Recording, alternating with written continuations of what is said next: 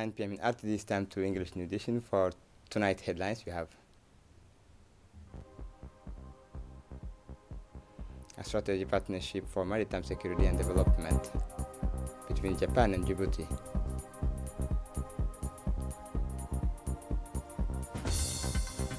For the international scene, still no agreement on a ceasefire in Gaza.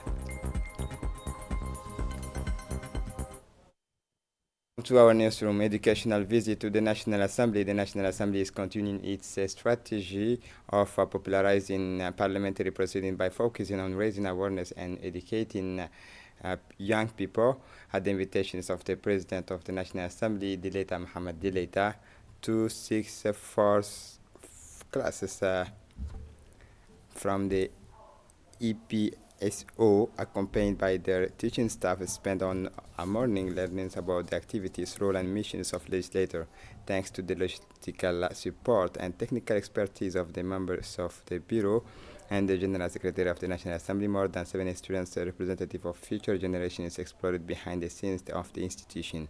They also benefited from President Dileita Mohamed's explanations and the Assembly's legendary hospitality. The President was surrounded by his colleagues, notably the first Vice President Safiya Almi Jibril and the Secretary of the Bureau Saleban Daher Bili. The students benefited from their detailed explanations of how Parliament works and the role of the Members of Parliament. This enriching visit will also include discussions with the members of the Finance Committee. In the hemicycle, the students listened to the speeches of the committee chairman Sharmake Musa, the chairwoman of the Law Committee Kaltoum Farah, and the members of Parliament Mahmoud Mustafa and Sahal Amar Kaka. Throughout the day, the students interacted with their guides, deepening their understandings of the role of the Assembly in democracy and good governance. Before concluding this memorable experience with a convivial lunch, they immortalized their visit with a group photo.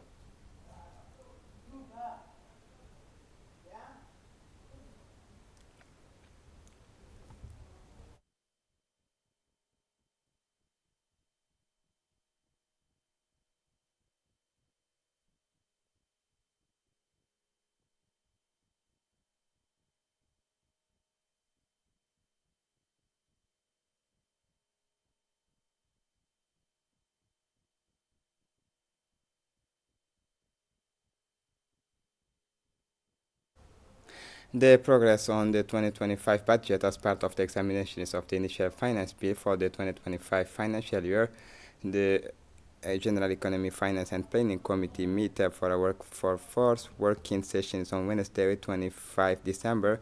The meeting, chaired by the Member of Parliament Sharmake Musa Arre, was attended by a large number of Members of Parliament in the presence of the Minister of Budget Ismail Ibrahim Roble and key officials from his ministry. During this session, the committee held key hearings, including those of the Ministers of Interior Saeed Nuh Hassan, the Minister of Health Dr. Ahmed Raoul Abdullah, the Mayor of the Djibouti City. The committee is now close to finalize its examinations of the 2025 budget and is preparing to deliver its opinions for the public session scheduled for December 30. Examinations of the bill on slums upgrading the Foreign Affairs Committee meet under the chairmanship of the Honorable Abdurrahman Awale Yassin to consider the bill 151 EN 249L on the ratifications of the additional loan agreement for the slums upgrading project. The government was represented by the Minister of Urban Affairs and Planning, Amina Abdi Aden, accompanied by the Director General of the Arulos agencies and the Director of External Financing. After constructive discussions and this debate, the committee issued a favorable opinion. The draft was forwarded for discussions at a public meeting. Strengthening relations between Djibouti and Japan, an official of a ceremony was held today in the meeting room of the Ministry of Foreign Affairs in Djibouti to mark the signing of the exchanges of the note relating to the official support for the assistance project. The agreement was signed by Djibouti's Minister of Foreign Affairs and International Cooperation and the Japanese Embassy as part of the strengthening of bilateral relations between the two countries. These partnerships aim to support the socio-economic development of Djibouti through Japanese officials' assistance. The exchange of notes was signed by the Minister of Foreign Affairs and International Cooperation, Mahmoud Ali Yusuf, and the Chargé d'Affaires of the Japanese Embassy, Oshima Hiroyuki. The ceremony was also attended by the Minister of Defense, responsible for relations with Parliament, Hassan Omar Mohammed, as well as senior officials, including the Deputy Chief of the Defense Staff and the Commander of the Djibouti Navy. The OZA project, funded by Japan, aims to enhance the maritime security capabilities of the Djibouti Navy. Includes the installations of a new radar systems and the construction of a transmission tower, which will significantly improve the surveillance and protection of Djibouti's territorial waters. The Minister of Foreign Affairs expressed his deep gratitude to the Japanese government for its continued cooperation and valuable support in achieving Djibouti's development goals. Listen for more details. Today marks a significant milestone in the enduring partnership between the Republic of Djibouti and Japan. The signing of this exchange of notes under the Official Support for the Assistance (OSA) project is a testament to the deep bonds of friendship and mutual respect between our two nations. Through this project, generously financed by the government of Japan, we will witness a transformative impact on the capacity of our national navy. By equipping our forces with an advanced radar system and a new transmission tower, we are taking a bold step towards enhancing maritime security and safeguarding our territorial waters. The importance of this initiative cannot be overstated. It not only fortifies our national security but also contributes to the stability of the entire region. In a world where maritime security is increasingly vital, this collaboration with Japan underscores our shared commitment to peace, prosperity, and sustainable development. On 23-24 December 2025, the Djibouti Red Crescent organized intensive first aid training for the staff from the Djibouti Social Development Agency. The workshop, which took place at the ADDS headquarters, aimed to strengthen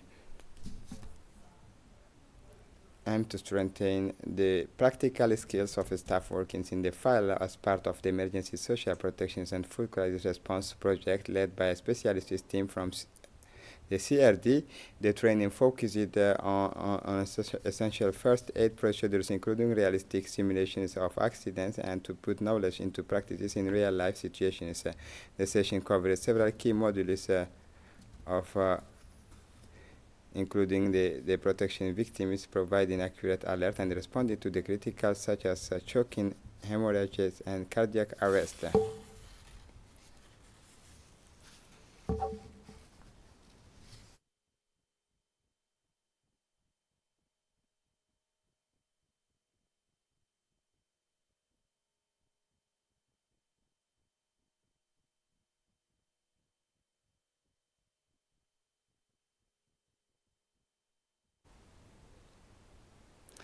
For his part, the Acting Director General of ADDS said the sessions covered several key modules, including protecting victims, providing accurate alerts, and responding to critical situations such as choking, hemorrhages, and cardiac arrest.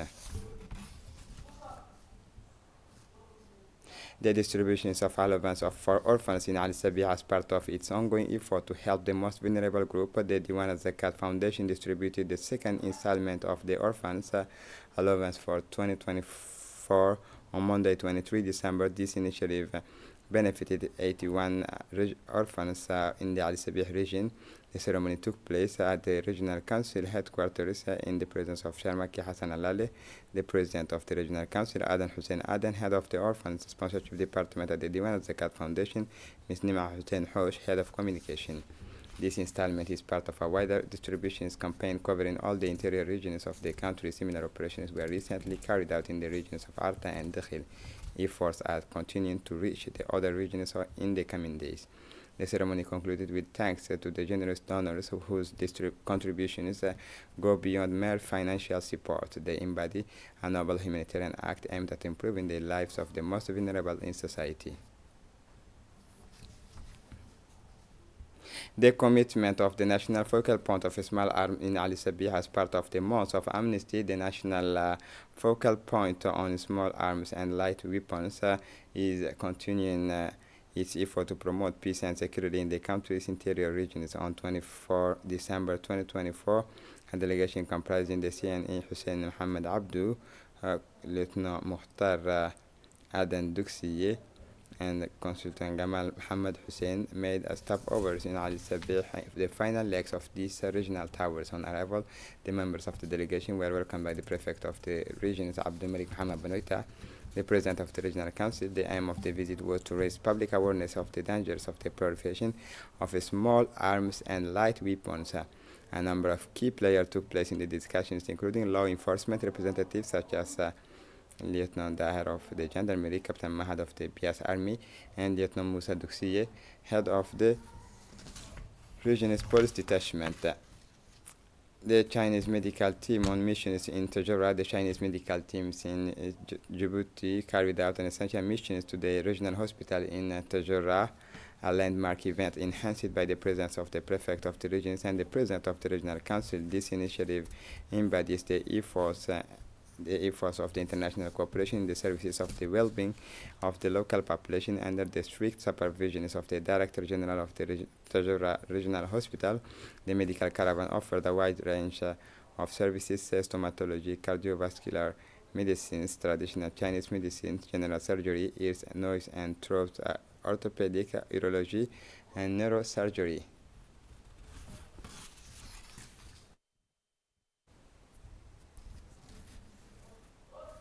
The Tajura Festival, not to be missed event. The Tajura Festival promises to be one of the richest and most memorable events of the year, a unique opportunity to celebrate our cultural heritage,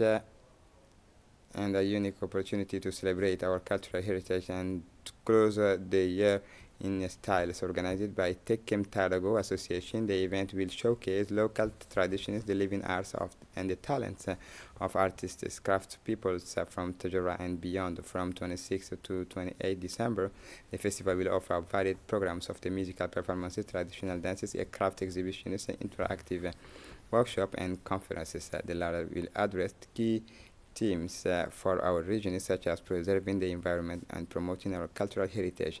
Don't miss this unique moment of sharing, exchanges, and celebration where authenticity and creativity come together to thrill Tajura and its visitor. For the international scene, Gaza is still no agreement on a ceasefire. So listen for more details. Negotiations have raised hope for a three-phase truce between Israel and Hamas, with diplomatic sources citing final details on ongoing Qatar-led negotiations. Efforts to strike a Gaza truce and hostage release deal have repeatedly failed over key stumbling blocks, but recent negotiations have raised hope of an agreement. On Tuesday, Washington expressed cautious optimism on the possibility of an imminent deal. This comes following reported indirect negotiation in Qatar, mediated by the gas-rich Gulf state along with Egypt and the United States of America. Egypt and Jordan launched the regional initiative to help Syria. Listen for more details. Egyptian Foreign Minister Badr Abdulati and his Jordanian counterpart Ayman Safadi stressed the importance of supporting Syria and respecting its sovereignty, unity, as well as territorial integrity. During a phone conversation, they highlighted the need for enhanced coordination between regional and international actors to support Syria's reconstruction efforts. They say this should be achieved through a comprehensive political process led and owned by the Syrians themselves, calling for ensuring the people's participation and protecting their rights. The two ministers also reviewed the latest development in Syria, with the Jordanian foreign minister briefing his Egyptian counterpart on the outcome of his visit to Syria. And this is it for the news. Thanks for watching us. Have a good evening.